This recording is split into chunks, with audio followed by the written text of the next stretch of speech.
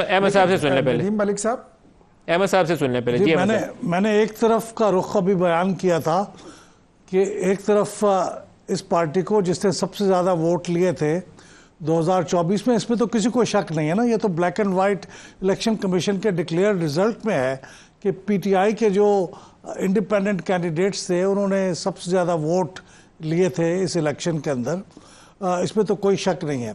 लेकिन अब बात यह है कि जब एक तरफ तो हुकूमत का ये रवैया जिसका मैंने जिक्र किया था, लेकिन दूसरी तरफ जो पीटीआई है वो भी अनफॉर्चुनेटली जिस चीज़ को अडॉप्ट किए हुए है वो एक डेमोक्रेसी के अंदर प्रैक्टिकल नहीं है।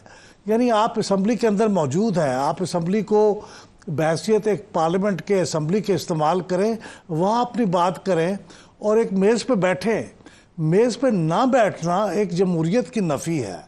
तो जिसकी आप बात कर रहे थे ना कि अली अमीन गंडापुर साहब और शहबाज शरीफ साहब जॉइंट ओनरशिप लें, ये बिल्कुल यही होना चाहिए।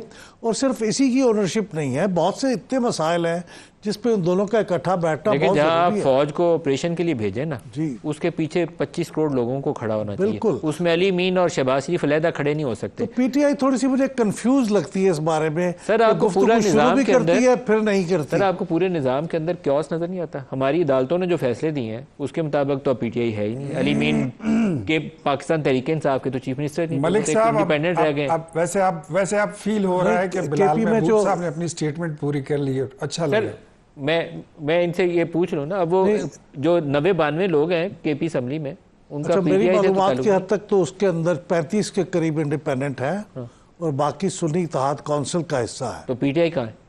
पीटीआई नहीं है। तो ये it is such A controversial decision. जिस तरफ इशारा कर रहा था उसमें पीटीआई में ये पूछना चाहता हूँ, मैं अपने आप से पूछता हूँ कि क्या अमर माने है कि PTI as a parliamentary party अपने आप को ऑर्गेनाइज नहीं करना चाहती?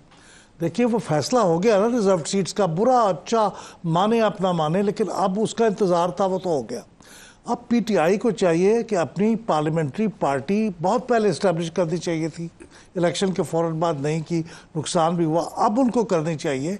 सुन्नी इत्तेहाद काउंसिल लोग इस्तीफ़ा करें, पीटीआई में शामिल हो, पीटीआई की अपनी पार्लियामेंट्री पार्टी हो, ताकि उसका एक तशख़्ख़ुस जो था वो वापस आए।